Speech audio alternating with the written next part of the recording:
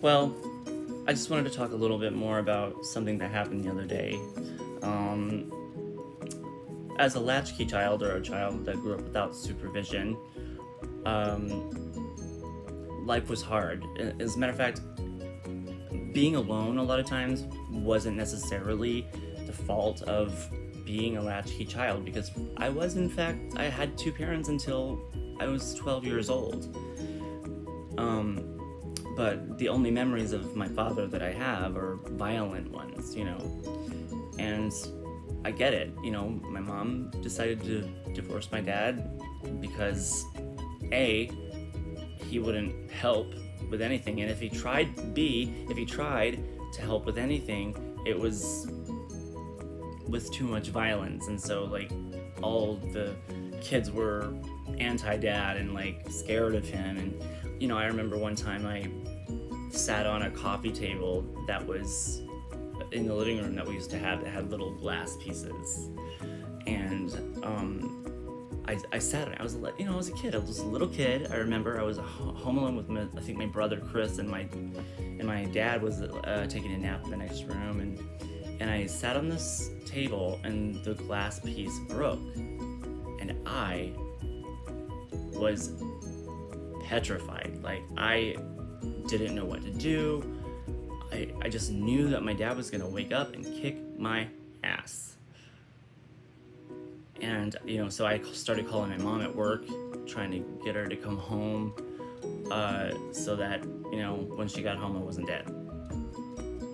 But she just said, I'm at work, deal with it. Let me talk to your dad. I was like, I don't want you to talk to dad because oh my god, he'll kill me. So I was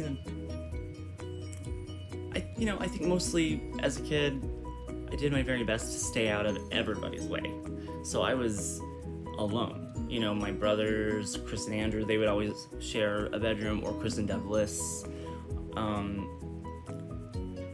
I was always the odd man out. Sure, I got my own bedroom, but I was always alone.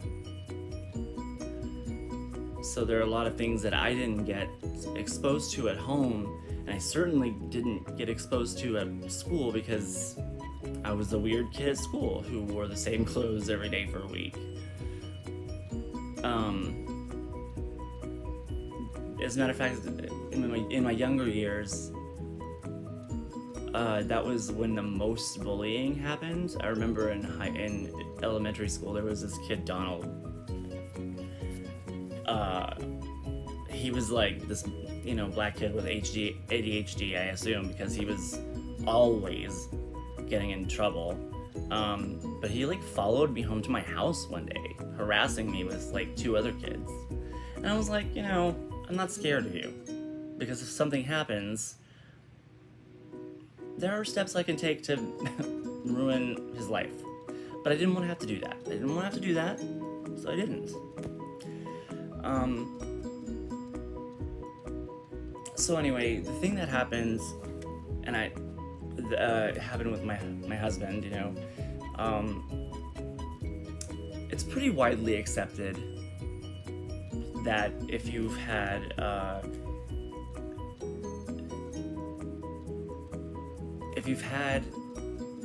parents who were violent, and that you have that in you, you're gonna have that rage in you, and you're gonna also have experienced it. And so you were taught that kind of reaction. So, and I'm not a guy who hits people, and I'm not a guy who even tries to front like I'm tough or whatever. No, I'm not that guy.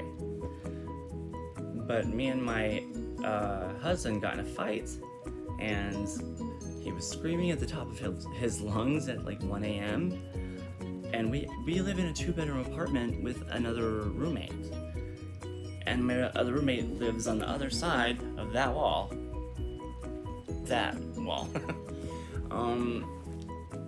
And so when somebody screams in general, I see red, and I'm like, oh my god, stop screaming, because that that happened a lot in my house because we had lots of children in my house. There was always screaming of some kind. And so when my husband was screaming, I guess it was just a knee-jerk reaction. I just kind of like slapped him in the face. I was like, because we have like a good thing here. Like we pay very little rent,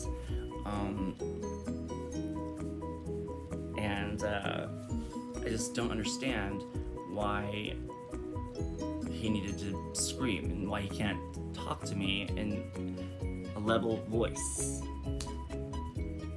Anyway, I didn't see him for 2 days after that, naturally, and I gave him space, and we're fine again, but I don't like that I turned into my dad, and I told my mom about this, and she was like, it's not your dad's fault. And like, it's pretty well documented that if you had a violent childhood, that often the cycle continues if it's not actively stopped. Thank God that I'm actively in therapy and I'm actively trying to make myself a better person and get rid of all these negative thoughts that I have all the time.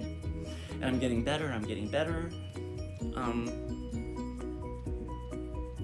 I'm happy about that, but sometimes I have a bad day.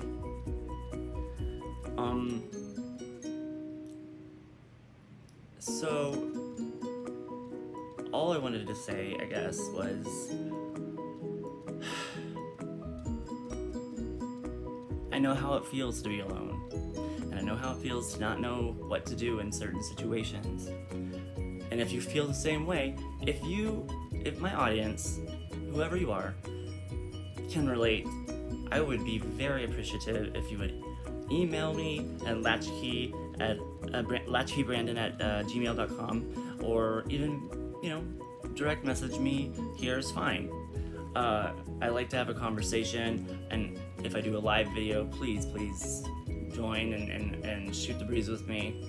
And also try and subscribe to my videos. That would be tremendous. And share my videos, okay? I just wanted to share that experience with you, and I will see you next week.